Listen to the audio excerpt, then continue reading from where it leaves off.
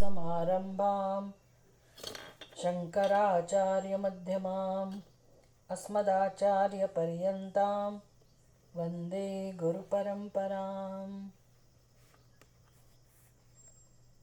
બ્રહ્મસૂત્રમાં હવે આપણે ચોથા સૂત્રમાં પ્રવેશ કરી રહ્યા છીએ.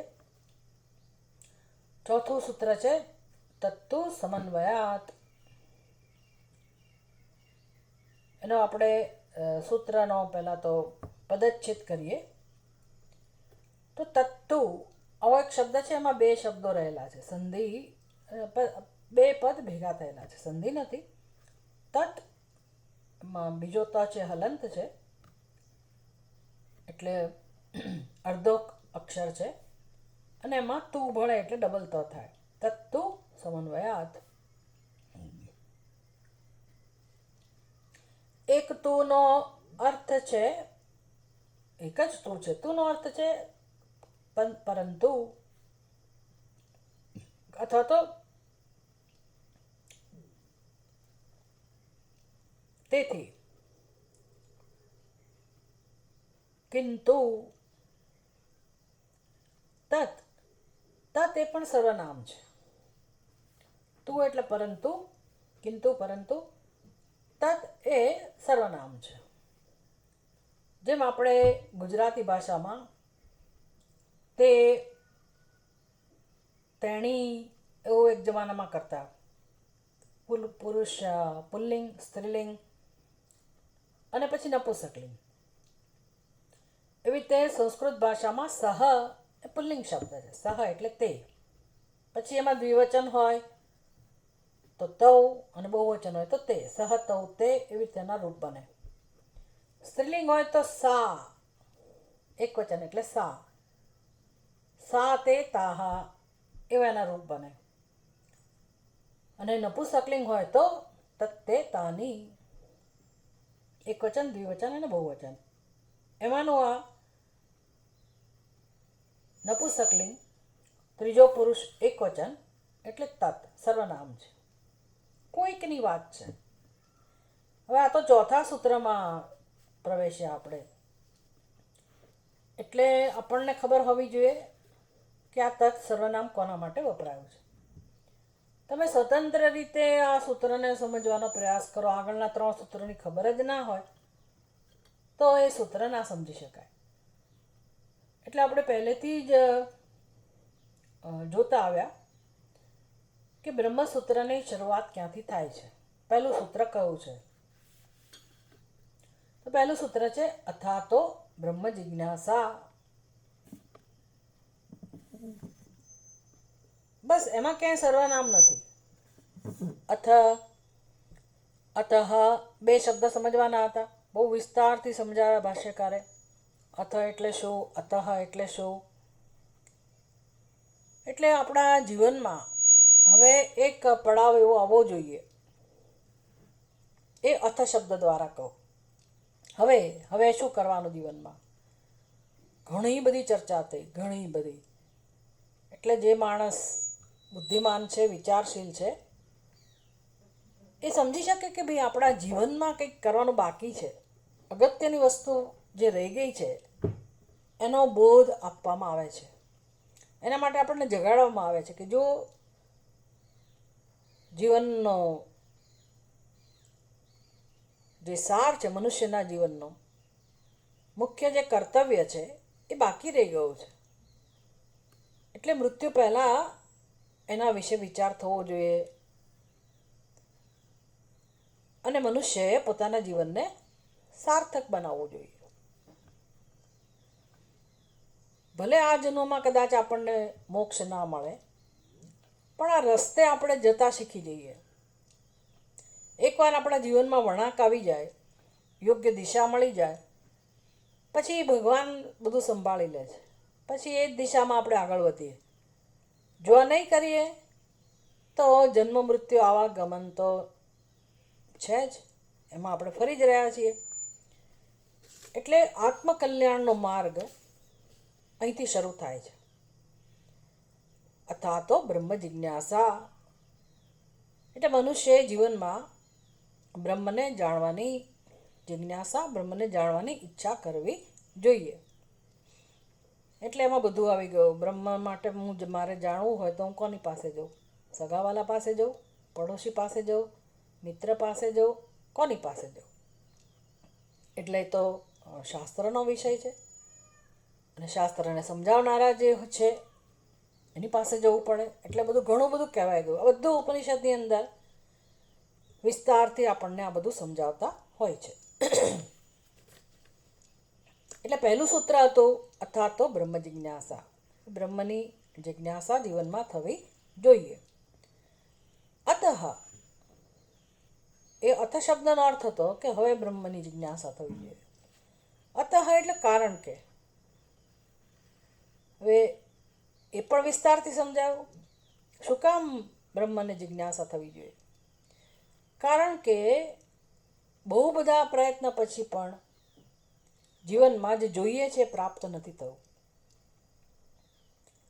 અને કેમ પ્રાપ્ત નથી થવું? ઉપનિષદ કહે છે અકૃત કૃતેન નાસ્તિ, નાસ્ત્યત અકૃત કૃતેન. મુંડક ઉપનિષદમાં સમજાયો પરીક્ષલોકાન કર્મચિતાન નિર્વેદમ આયાત બ્રાહ્મણ નાસ્ત્ય કૃત કૃતેન. કે મનુષ્યએ, વિવેકી મનુષ્યએ જીવનમાં ધીરે ધીરે હવે ઉપર ઉઠવું જોઈએ. હવે બહુ બધા છબછબિયા કર્યા નીચે રહીને, સપાટી પર રહીને, એટલે કે અક્કલ વગરનું જીવન જીવ્યા, આપણી ભાષામાં કહીએ તો વિચાર વગરનું જીવન જીવ્યા કરીએ છીએ. અને જે બધી સીમાઓ, એટલે કે એક જીવનનું એક ઊંચું સ્તર પણ છે, વાસ્તવિકતા છે, સત્ય છે, અને જેનું બુદ્ધિથી દર્શન થઈ શકે એમ છે, બુદ્ધિથી એની સમજ પ્રાપ્ત કરી શકાય એમ છે, એ ઊંડાણમાં આપણે ક્યારેય પ્રવેશતા જ નથી. એટલે કહે છે કે જીવનની પરીક્ષા કરશો તો સમજાશે કે ભાઈ જે જોઈએ છે તો મળ્યું નથી હજી સુધી, કોઈને નથી મળ્યું, ક્યારેય નથી મળ્યું. એટલે શું જોઈએ છે પહેલાં તો એના વિશે વિચાર કરો. પછી કેમ નથી મળ્યું એના વિશે વિચાર કરો. ક્યાં જવું એ મેળવવા માટે, એ મળી શકે એમ છે કે નહીં, અને જ્યાં સુધી નહીં મળે ત્યાં સુધી મારે જન્મવું જ પડશે. આ બધું આપણે ચિંતનથી સમજી શકીએ એમ છીએ. ખૂબ ચિંતન કરવું પડે, જીવનની પરીક્ષા કરવી પડે. આવું જે કરે છે એને મુનિ કહેવાય, વિચારશીલ મનુષ્ય કહેવાય. એને શ્રુતિ બ્રાહ્મણ કહે છે. બ્રાહ્મણ એટલે જાતિથી બ્રાહ્મણ હોય અને આવું વિચારે, એને તો વિચારવું જ જોઈએ. પણ જે વિચારે છે ભલે જાતિથી બ્રાહ્મણ ના હોય, આવું વિચારીને જે પોતાના જીવનમાં હવે આગળ વધવા ઈચ્છે છે એને પણ બ્રાહ્મણ કહેવાય. બ્રાહ્મણ નિર્વેદમ આયાત. કે મનુષ્ય, આવા વિવેકી મનુષ્ય જીવનમાં જ્યાંથી હવે સુખ મળતું જ નથી, પ્રેમ મળી શકે એમ જ નથી, અને એના કારણો છે એ બધું જાણીને વસ્તુને જેવી છે એવી સમજવાનો પ્રયાસ કરવો જોઈએ. એને કહેવાય નિર્વેદમ આયાત. અને કેમ નથી મળ્યું? ઉપનિષદ કહે છે નાસ્તિ અકૃત કૃતેન. કારણ કે જે જોઈએ છે એ વસ્તુ, એટલે કે શાશ્વત સુખ કહો, પરમ શાંતિ કહો, મુક્તિ કહો, પ્રેમ કહો, દરેક જીવને આ બધું જોઈએ છે. તો જે જોઈએ છે એ વસ્તુ અકૃત છે. અકૃત એટલે શું? એ કોઈ કર્મનું ફળ નથી. ત્યારે શું છે તો કે સિદ્ધ જ છે. નિત્યત્વાત, એ નિત્ય છે. નિત્ય શુદ્ધત્વાત, એ હંમેશા શુદ્ધ છે. બુદ્ધ જ્ઞાન સ્વરૂપ છે. નિત્ય શુદ્ધ બુદ્ધ મુક્તત્વાત, એ તત્વ તો આવું છે. માટે એમાં કર્મનું કોઈ સ્થાન નથી, કર્મનો કોઈ ઉપયોગ નથી. એટલે આપણા કર્મના ફળ રૂપે પ્રાપ્ત થાય એવું નથી. તો શું કરવું જોઈએ? મારા માટે તો અપ્રાપ્ત જ છે. મારા જીવનમાં તો એટલું સુખ છે જ નહીં, શાશ્વત સુખ નામની વસ્તુ નથી, શાંતિ નામની વસ્તુ નથી. અને શ્રુતિ કહે છે કે અપ્રાપ્ત છે, એટલે કે પ્રાપ્ત છે. તો પ્રાપ્ત છે મારા માટે તો અપ્રાપ્ત જ રહ્યું ને. બધા માટે અપ્રાપ્ત સમાન જ છે, બધા માટે પ્રાપ્ત જ છે, છતાંય બધા માટે અપ્રાપ્ત જેવું છે. કારણ કે આપણને એની સમજ નથી, આપણને એનું જ્ઞાન નથી. આમ અજ્ઞાન સર્વત્ર પ્રવર્તમાન છે, સર્વબુદ્ધિમાં રહેલું છે. મનુષ્યની બુદ્ધિ એવી છે કે અજ્ઞાનને સમજી શકે અને અજ્ઞાન દૂર કરવા પોતાનો જીવનનો ઉપયોગ કરી શકે. એટલે હવે અજ્ઞાનને દૂર કરવા માટે જ્ઞાન, જેને કહે જિજ્ઞાસા, જાણવાની ઈચ્છા, જ્ઞાનની ઈચ્છા. કોના જ્ઞાનની ઈચ્છા? એ જ પરમ સત્ય, જેના માટે બ્રહ્મ શબ્દ વપરાયો, જે જીવનું સત્ય છે, જેનું સ્વરૂપ શાંતિ છે, જેનું સ્વરૂપ પ્રેમ છે, જેનું સ્વરૂપ મુક્તિ છે, એવા આત્મ સ્વરૂપને, બ્રહ્મ સ્વરૂપને જાણવાની જિજ્ઞાસા જીવનમાં કરવી જોઈએ, થવી જોઈએ એવું કહે તો ચાલે. એવું જીવન જીવીએ કે જેથી બ્રહ્મને જાણવાની ઈચ્છા થાય. કોઈના કહેવાથી કે આપણે એવું નક્કી ના કરી શકીએ. આપણે એવું કહી શકીએ કે ભાઈ તમે સત્સંગ કરો, તમે અધ્યયન શરૂ કરો જીવનમાં,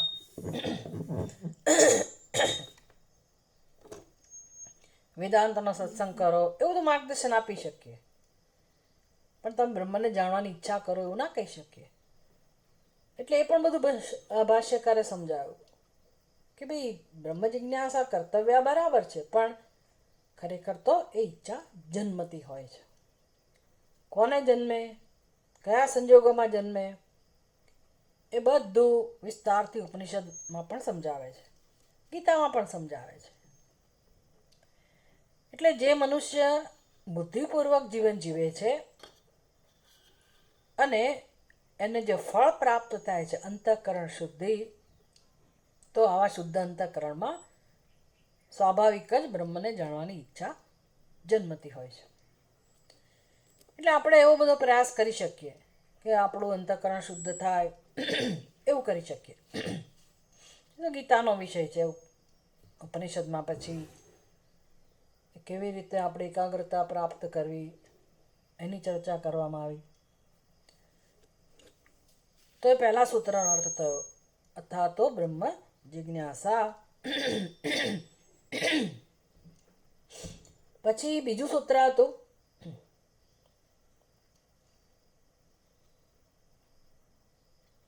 કયું સૂત્ર છે બીજું? તમારી સામે તો છો નહીં એટલે પૂછાય નહીં. જન્માદ્યસ્ય યતઃ અથા તો બ્રહ્મ જિજ્ઞાસા.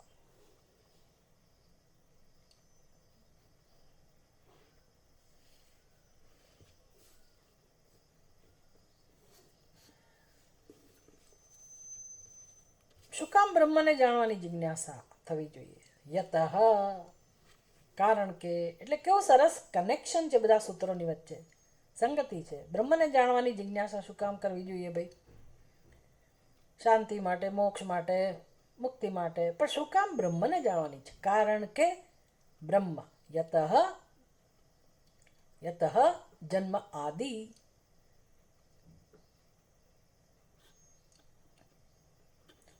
જન્મ આદિ અસ્ય યતઃ. આ બીજું સૂત્ર હતું, જન્માદ્યસ્ય યતઃ, જન્મ આદિ યસ્માત, જેમાંથી, કારણ કે જેમાંથી, કારણ કે તેમાંથી જગતનો જન્મ થયો છે. તેમાંથી એટલે કોનામાંથી? યસ્માત પણ સર્વનામ છે. હવે બધે સર્વનામ જ આવશે, એટલે બહુ આપણે હોમવર્ક કરવું પડે, વિચાર કરવો પડે કે યસ્માત એટલે યસ્માત એટલે કારણ કે એવો પણ અર્થ થાય.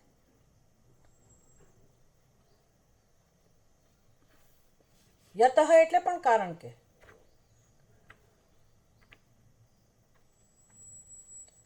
જન્મ આદિ અસ્ય યતઃ, આ બીજું સૂત્ર છે.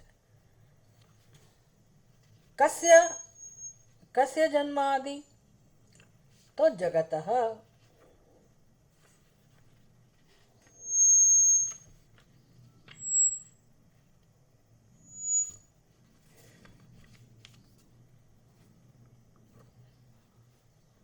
પહેલું સૂત્ર જ બહુ લાંબુ ચાલ્યું.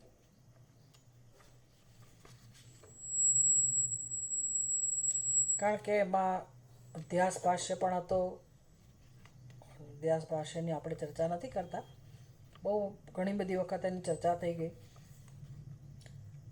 અધ્યાસ ભાષ્ય સમજ્યા હોઈએ આપણે તો જ્ઞાનનું મહત્વ સમજાય.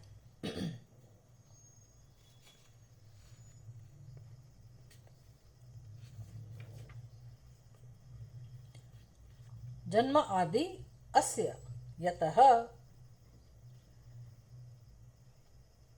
એ બ્રહ્મને શું કામ જાણવું જોઈએ? કારણ કે યતઃ જેમાંથી, યતઃ પાંચમી વિભક્તિ એકવચન છે, જેમાંથી જગતઃ જન્મ આદિ. જન્મ આદિ એટલે જન્મ, સ્થિતિ અને ભંગ.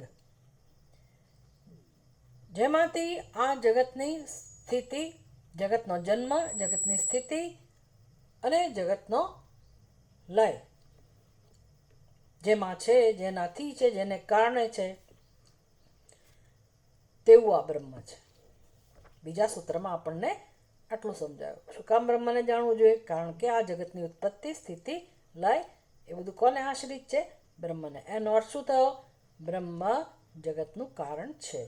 જગતનું કારણ છે, મારે એને શું સંબંધ છે? મારે શું કામ જાણવું જોઈએ જગતના કારણને? વિચાર કર્તવ્ય કે ભાઈ હું પણ જગત જ છું, જગતનો જ ભાગ છું. મારા વગર જગત હોઈ શકે નહીં. જગતનું કારણ એટલે મારું પણ કારણ આવી જ ગયું. એટલે આપણે ચર્ચા કરી રહ્યા છીએ કે સર્વનામ વપરાય બધા સૂત્રમાં, તો આપણે એનો અર્થ સમજવાનો કે એનો શું અર્થ થાય. યતઃ જેમાંથી, જેમાંથી એટલે શું? તો કે તદ બ્રહ્મ, એ બ્રહ્મમાંથી જગતની ઉત્પત્તિ, સ્થિતિ, લય છે. માટે બ્રહ્મની જિજ્ઞાસા થવી જોઈએ. પછી શું પ્રમાણ છે એનું? શાસ્ત્રયોનિત્વાત.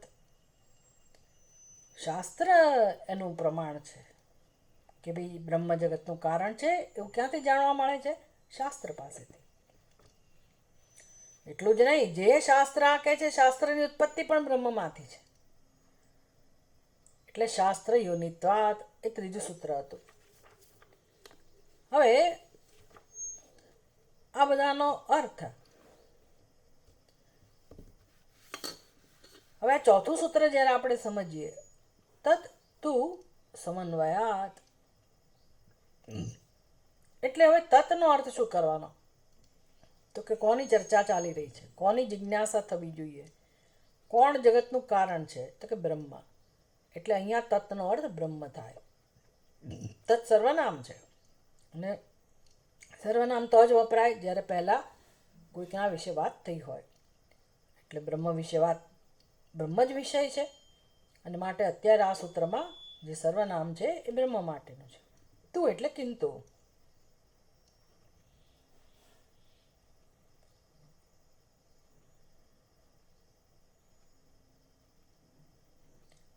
તત તું સમન્વયાત.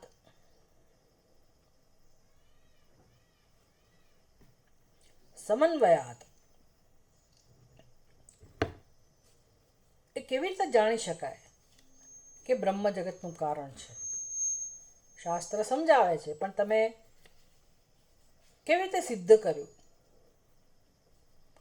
શાસ્ત્રમાં પણ કેવી રીતે સમજી શકાય?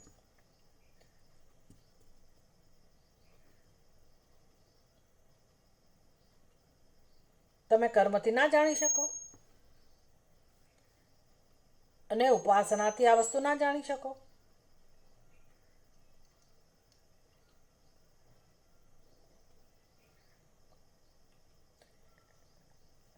કોણ જણાવે છે? આ કયા વિભાગમાં આ માર્ગદર્શન પ્રાપ્ત થાય છે?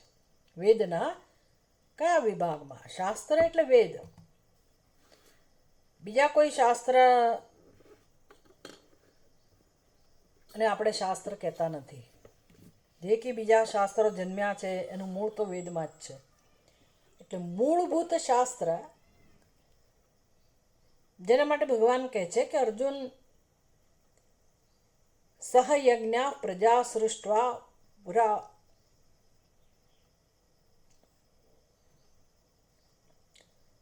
સહયજ્ઞ પ્રજા સૃષ્ટવા પુરોવાચ પ્રજાપતિ અનેન પ્રસવિષ્યદ્વમ એશવોસ્તિષ્ઠ કામધુક.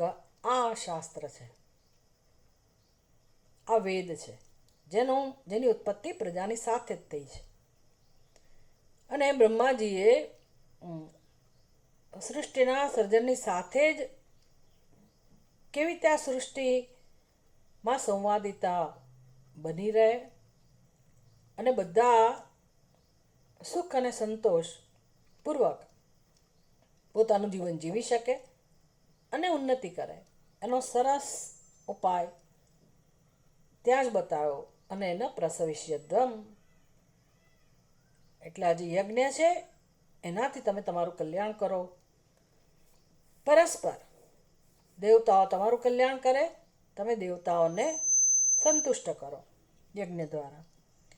આ જે વેદ છે એ વેદમાં એનો કર્મકાંડ વિભાગ છે, પહેલો વિભાગ, જેમાં જીવનમાં કર્મો કેવી રીતે થવા જોઈએ, દરેક કર્મ કેવી રીતે પરમાત્માની પ્રાપ્તિનું સાધન બની જાય.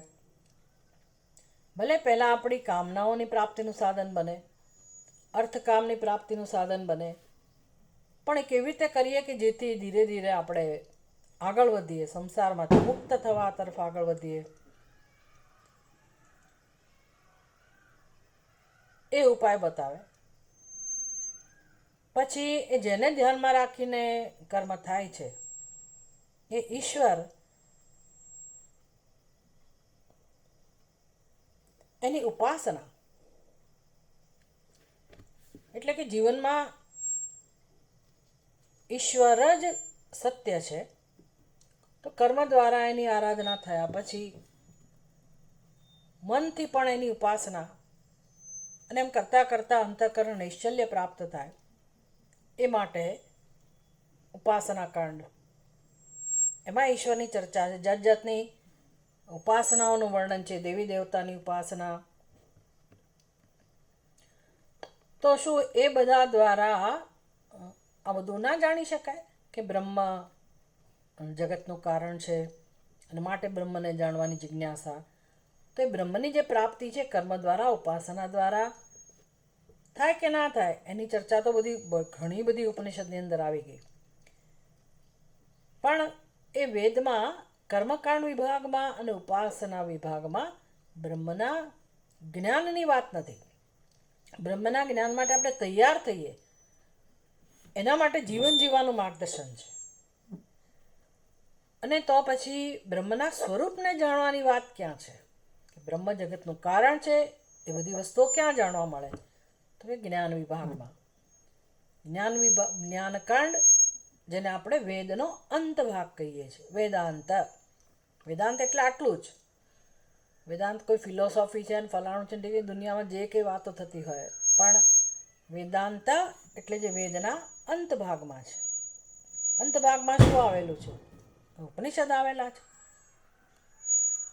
તો વેદના અંત ભાગમાં જે ઉપનિષદોની અંદર સમજ આપવામાં આવી છે પરમાત્માની,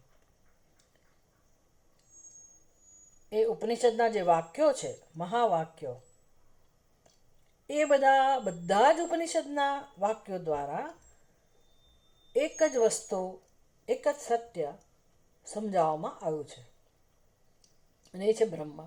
બ્રહ્મના સ્વરૂપની ચર્ચા છે. એટલે કે છે સમન્વયાત, કે તમે જોઈ શકો કે દરેક ઉપનિષદના વાક્યોનું તાત્પર્ય છેવટે શું છે? તો કે બ્રહ્મને જાણવું, બ્રહ્મના સ્વરૂપને યથાર્થ રૂપે જાણવું. અને બ્રહ્મનું સ્વરૂપ કેવું છે એ આ વાક્યો દ્વારા જ સમજી શકાય. એટલે કે છે તત્વ સમન્વયાત.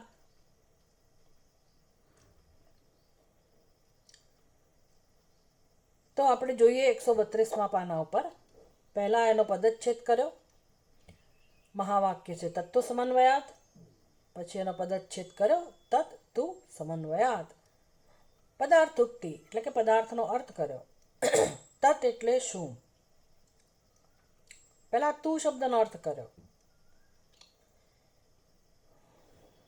તું એટલે કિંતુ. તત એટલે કે બ્રહ્મ. કિંતુ તત. તું એટલે કિંતુ, તત એટલે બ્રહ્મ. વેદાંતાત સમન્વયાત એટલે શું? 5 વિભક્તિ એકવચન છે. સમન્વયાત, સમન્વયાત, આવું તો તમે સાંભળ્યું જ ના હોય. સમન્વય કરવો, સમન્વયાત એટલું સમજી શકીએ. પણ એ સમન્વય કોનો સમન્વય? વેદાંતાત. વેદાંતાત એનું વિશેષણ થયું. વેદના અંત ભાગમાં જે છે એટલે કે જે ઉપનિષદ છે, ઉપનિષદના જે વાક્યો છે એને કહેવાય, એના સમન્વયને કહેવાય સમન્વયાત. બ્રહ્મ તદ્બ્રહ્મ વેદાંતાત. આ વેદના જે વાક્ય, ઉપનિષદના જે વાક્યો છે એના દ્વારા જ સ્વાતંત્ર્યેણ એવ અવગમ્યતે. માત્ર વેદના ઉપનિષદના મહાવાક્યો છે એના દ્વારા જ બ્રહ્મના સ્વરૂપને સમજી શકાય. સાચી વાત છે, કારણ કે કર્મમાં તો એવું બધું નિરૂપણ હોય નહીં. ત્યાં તો દેવી દેવતાના કોઈ એક રૂપની વાત હોય. જે પણ એ જમાનામાં વૈદિક યુગમાં પરમાત્માની ઉપાસના પ્રકૃતિના તત્વોના રૂપમાં થતી હોય તો એ રૂપમાં એનું વર્ણન હોય. એ વખતે કોઈ દેવતાઓ તો હતા જ. વિષ્ણુ દેવતા હોય, રુદ્ર દેવતા હોય, વરુણ દેવતા હોય, એ બધા દેવતાઓ. અને પછી ઉપાસનામાં પણ આપણે છાંદોગ્ય ઉપનિષદની વિભિન્ન ઉપાસનાઓ જોઈ કે ગાયત્રી મંત્ર દ્વારા ગાયત્રીની ઉપાસના, ઓમકારની ઉપાસના, એમાં પણ કોઈ વિશેષ સ્વરૂપ હોય ભગવાનનું. તો એ બધું થઈ શકે, પણ એમાં બ્રહ્મનું સ્વરૂપ જાણી ના શકાય. મૂળ જે સ્વરૂપ છે ભગવાનનું, બ્રહ્મનું પારમાર્થિક સત્ય છે, એ તો વેદાંતના વાક્યો દ્વારા જ જાણી શકાય. સ્વાતંત્ર્યેણ એવ અવગમ્યતે નતુ કર્તૃ દેવ આદિ પ્રતિપાદન દ્વારા. કારણ કે કર્મકાંડની અંદર તો શેની ચર્ચા હોય? તો કે કર્તૃ. કર્તૃ એટલે કર્મ કરનાર. પછી એ કર્મ કરનાર વિશે કેટલું બધું વર્ણન હોય કે ભાઈ કોણ આ કર્મ કરી શકે, કોનો આ કર્મમાં અધિકાર છે. એટલે ઘણી બધી વાર એવું કે આપણે જાણેલું છે કે ભાઈ આ કાર્ય બહેનો દ્વારા ના થાય, ભાઈઓ દ્વારા જ થાય. ભાઈઓમાં પણ બધા ના થઈ કરી શકે. બ્રાહ્મણ હોય તો જ કરી શકે. બ્રાહ્મણમાં અમુક ઉંમરની વ્યક્તિ ક્લેશ કૃષ્ણ કેશ એટલે કે જેના વાળ કાળા છે, એટલે કે હજી જે યુવાન છે, અત્યારે ડાય કરેલા વાળ નહીં પણ ઓરિજિનલી જે નાનો છે હજી, એનો જ અધિકાર છે કેટલાક કર્મોની અંદર. આ બધું અધિકારિત્વ નક્કી થતું હોય તો એને કર્તૃ નું વર્ણન કર્યું કહેવાય. એટલે કર્તૃ દેવ આદિ. પછી કયા દેવને ધ્યાનમાં રાખીને કર્મ કરવાનું, કયા દેવની પૂજા, કયા દેવની ઉપાસના, આ બધું વર્ણન હોય, એનું પ્રતિપાદન હોય. તો એ બધા દ્વારા કંઈ તમને બ્રહ્મનું સ્વરૂપ જાણવા મળતું નથી. કર્મ શેષતયા એટલે એવું કર્મ કરવાથી, કર્મ શેષ એટલે કર્મનું ફળ, તો એવો કર્મ કરવાથી કંઈ તમને બ્રહ્મ જ્ઞાન પ્રાપ્ત થઈ શકે નહીં. ઉપાસના અંગતયા વા. કોઈ ઉપાસના કરો, એ ઉપાસનાનું જે અંગ હોય એના દ્વારા પણ બ્રહ્મને જાણી શકાય નહીં. કેનો ઉપનિષદની અંદર આપણે આ બધું શીખ્યા છીએ.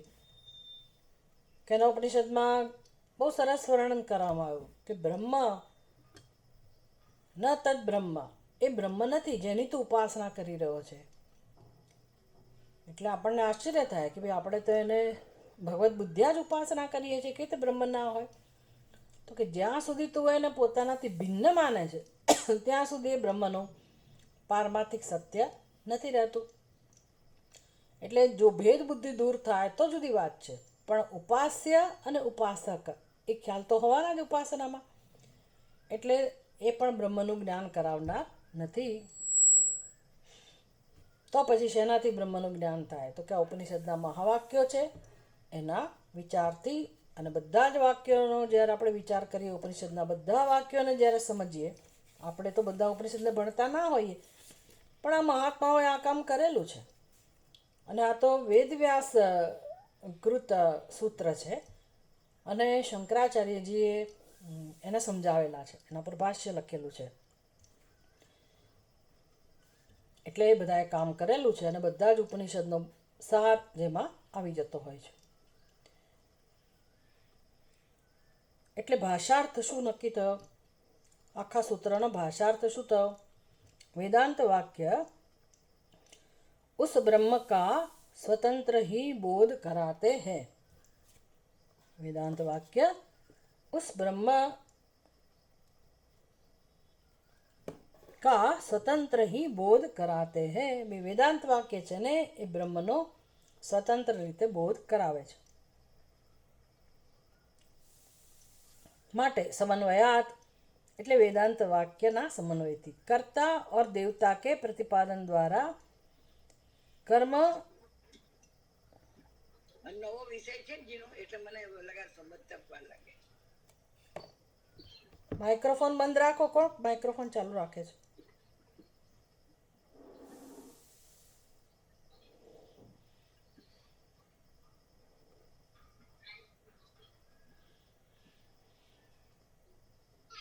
રમાબા, માઇક્રોફોન બંધ કરો.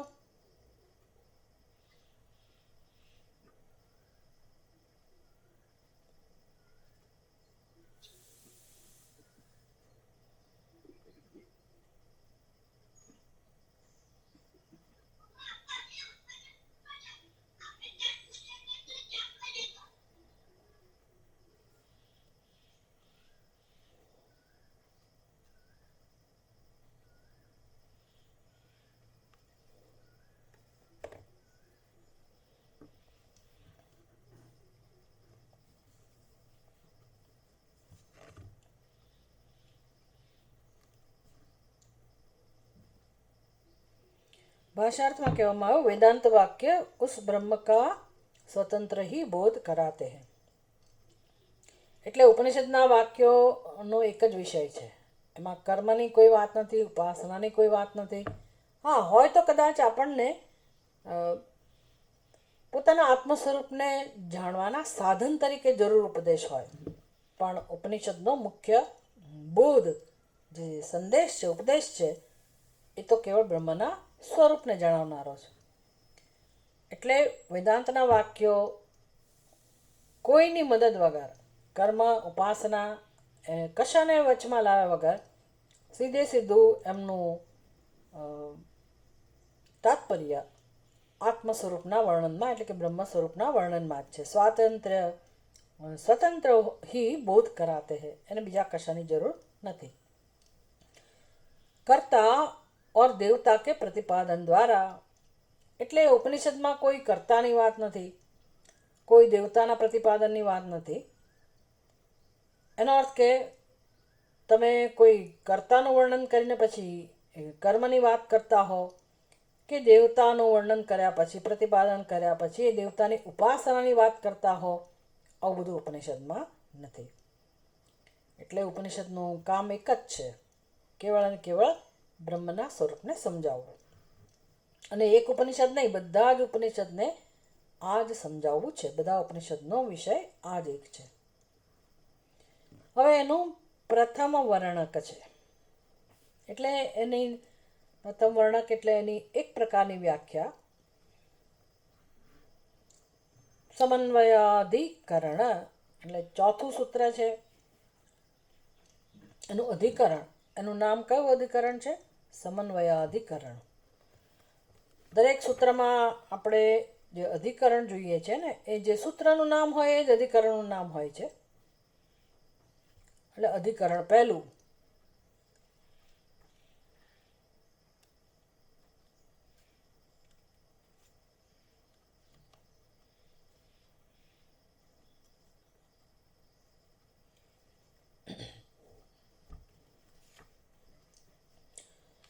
જે લોકો પહેલીવાર આ બ્રહ્મસૂત્રનું અધ્યયન શરૂ કરતા હોય અને આ બધી સમજ ના હોય કે અધિકરણ એટલે શું, અને તમે ચોપડી હાથમાં લો તો આગળના કેટલા બધા પાનાઓમાં તો પાર વગરની બધી ચર્ચા હોય.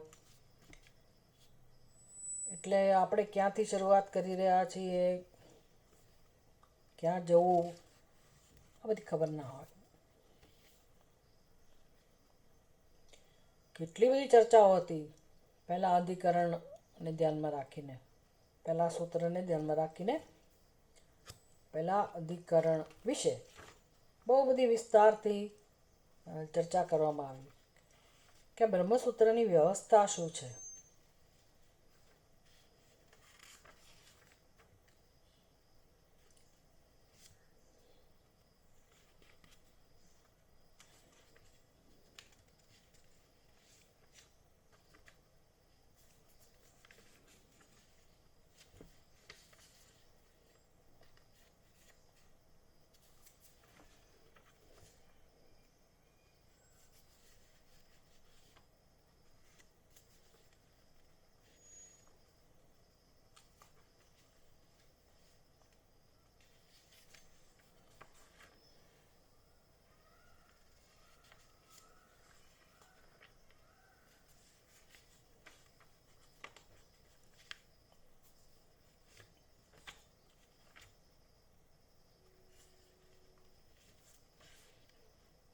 હિન્દીમાં ભાષ્યનું ટ્રાન્સલેશન પણ છે, પછી રત્નપ્રભા એના પછી ટીકા છે એનું પણ હિન્દીમાં ટ્રાન્સલેશન છે.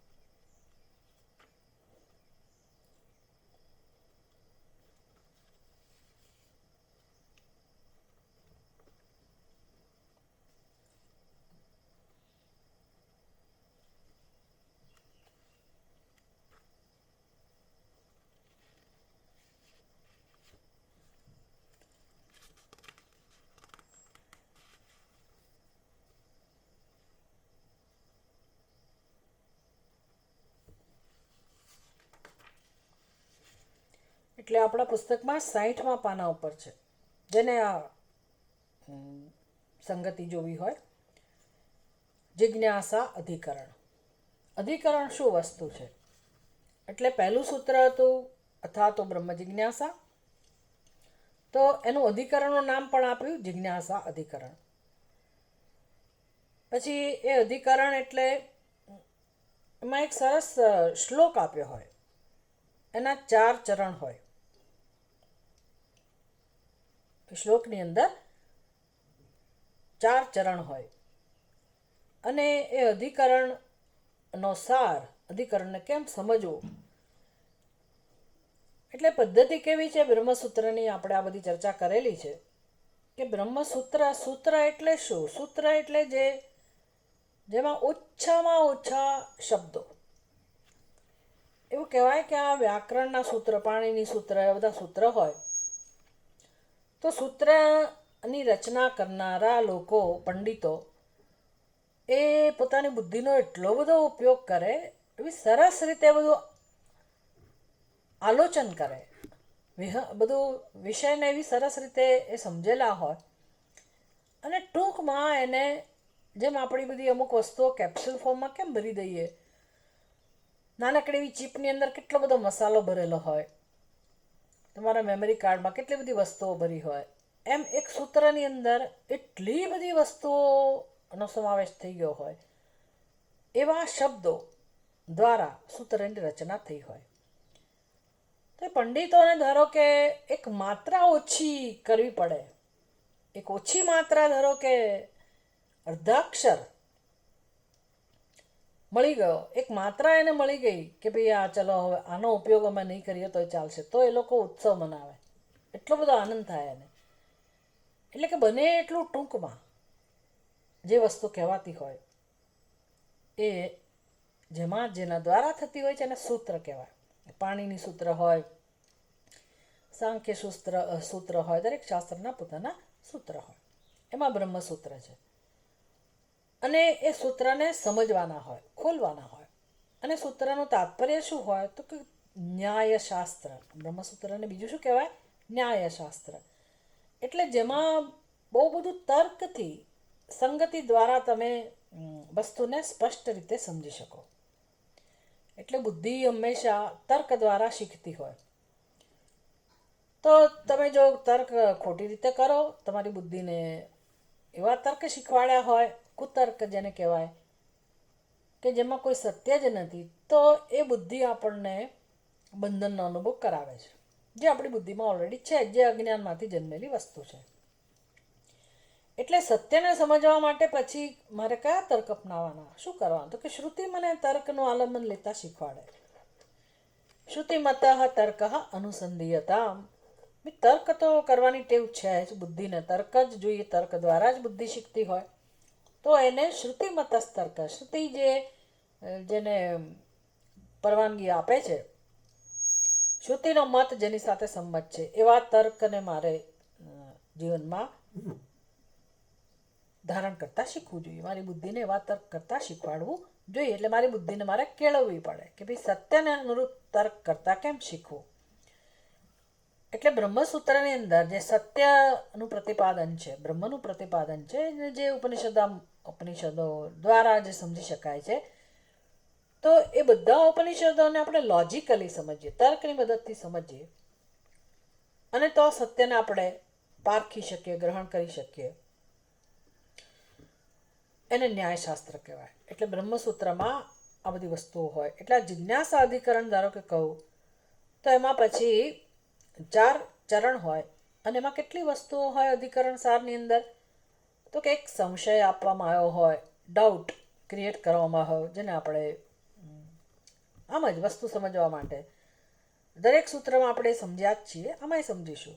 એક સંશય હોય, સંશય ઊભો કરવામાં આવ્યો હોય. પછી એના વિશે 2 પક્ષ હોય. કોઈ એમ કે આ વસ્તુ આમ જ છે, અને ખરેખર સત્ય શું છે એવો કહેનારો પક્ષ પણ હોય. તો પૂર્વ પક્ષ છે એ પોતાની દલીલને સાબિત કરવા માંગતો હોય, અને સિદ્ધાંત પક્ષ છે એ સંશયનું નિવારણ કરીને આપણને સત્ય સમજાવે. આ બધું અધિકરણ સાર, અધિકરણની અંદર એ બધી ચર્ચાઓ થતી હોય.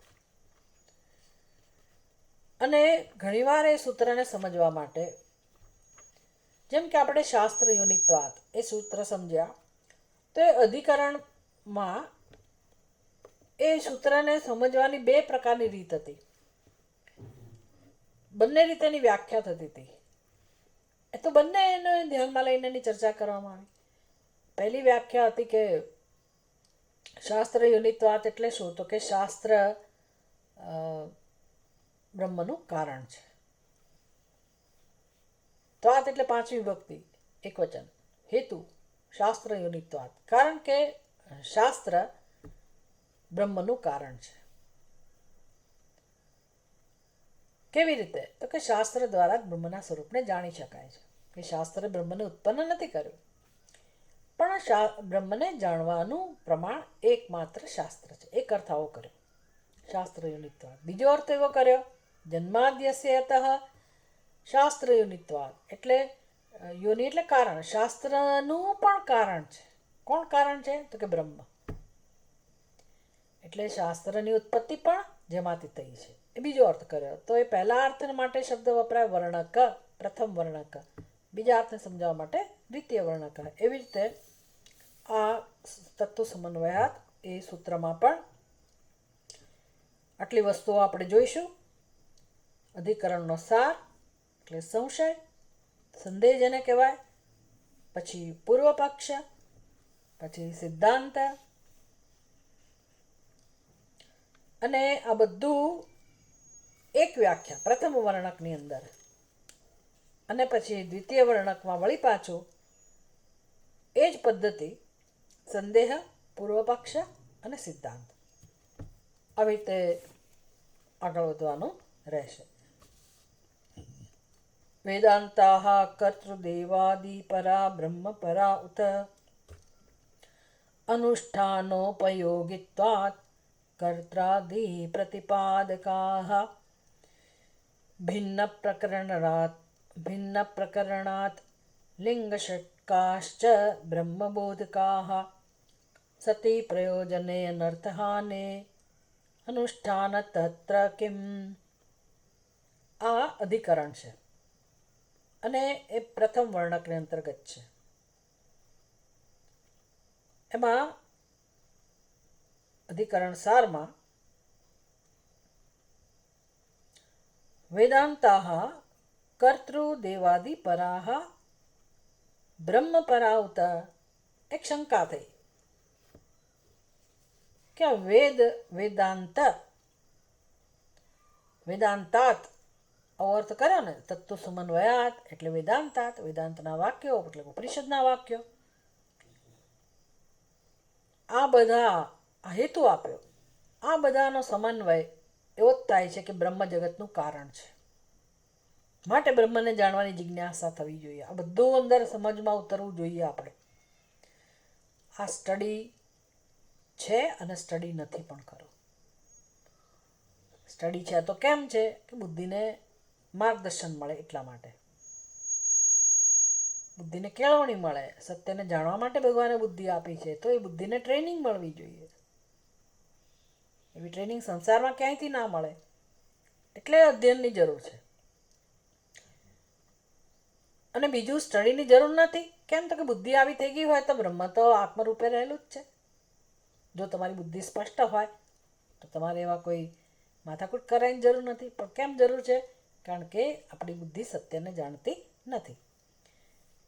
એટલે પ્રશ્ન થયો વેદાંતાઃ કર્તૃદેવાદિ પરાઃ, એટલે તમારું શું કહેવું છે?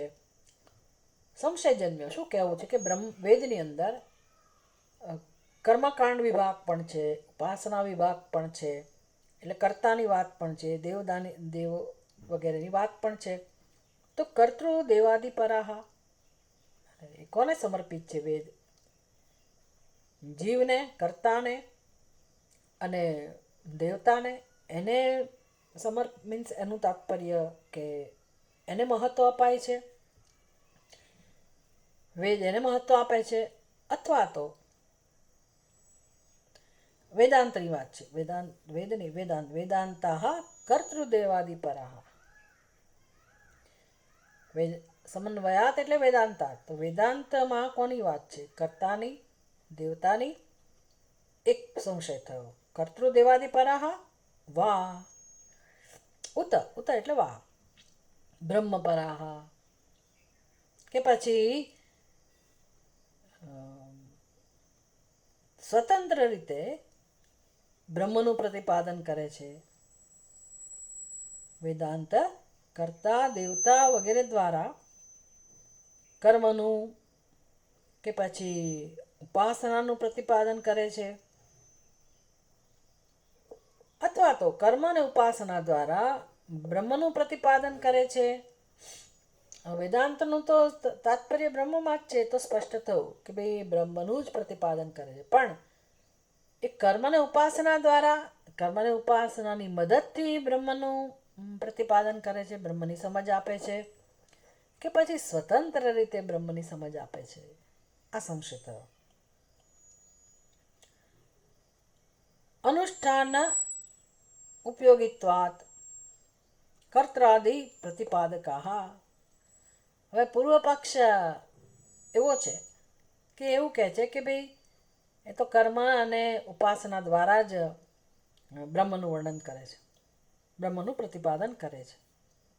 પૂર્વ પક્ષ કહે છે કે વેદાંત જે છે કે એનું મુખ્ય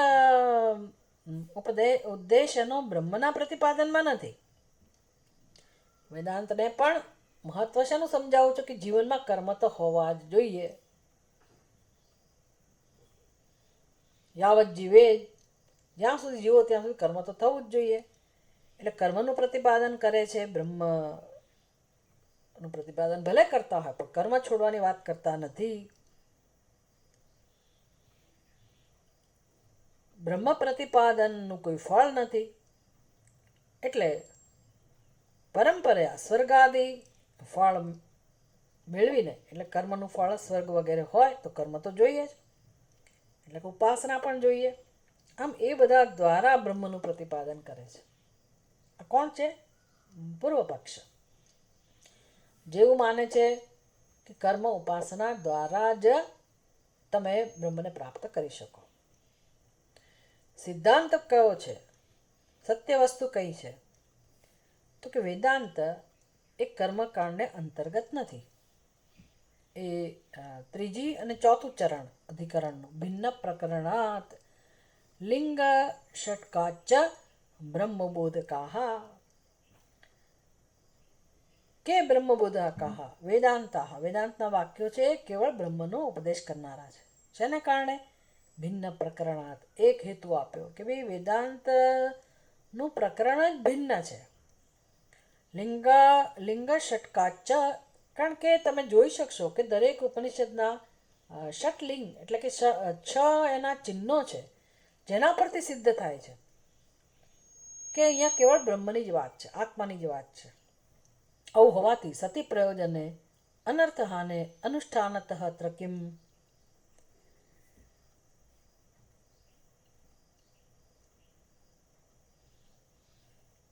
तात्पर्य परिचायक उपक्रम आदि षड्विध हेतु से भी वेदांत ब्रह्म का ही प्राधान्य न प्रतिपादन करते हैं और अनर्थ निवृत्ति रूप प्रयोजन होने से ब्रह्म का प्राधान्य न प्रतिपादन निष्फल भी नहीं है. એટલે તો પછી જો એમાં ફળની વાત જ ના હોય, પેલું કર્મને લાવો, ઉપાસનાને લાવો તો કંઈક ફળની વાત હોય તો એ સાર્થક બને. તમે એમ કહો કે ના ના કર્મ ઉપાસના છે જ નહીં, સીધો બ્રહ્મનું જ નિરૂપણ છે, તો ફળ મળે કે ના મળે? તો કે હા, એનું પ્રયોજન છે. ફળ મળે તો કેવું ફળ મળે? કશું મળવાનું નથી હોતું. તો શું હોય છે? તો કશુંક નાશ પામે છે. એને ફળ કેવું હોય તો કહો. શું નાશ પામે છે? અજ્ઞાન નાશ પામે છે. અજ્ઞાન નાશ પામે છે એટલું જ નહીં, બ્રહ્મનું દર્શન થાય છે. આત્મરૂપે જે બ્રહ્મ રહેલું છે, એટલે કે આત્માનું દર્શન થાય છે. બ્રહ્મનું આત્મરૂપે દર્શન થાય છે, પરમાત્માનું દર્શન થાય છે. અહમ બ્રહ્માસ્મિ એ સ્પષ્ટ સમજાય છે અને અજ્ઞાનની નિવૃત્તિ થાય છે. અને કર્મ ઉપાસનાની જરૂર નથી. તો આપણે વિસ્તારથી એને હવે પછીના ક્લાસમાં સમજીશું. ઓમ પૂર્ણમદ પૂર્ણમિદમ પૂર્ણાત પૂર્ણમુદચ્યતે પૂર્ણસ્ય પૂર્ણમાદાય પૂર્ણમેવાવશિષ્યતે. ઓમ શાંતિ શાંતિ શાંતિ. હરિ ઓમ. શ્રી ગુરુભ્યો નમઃ. હરિ ઓમ.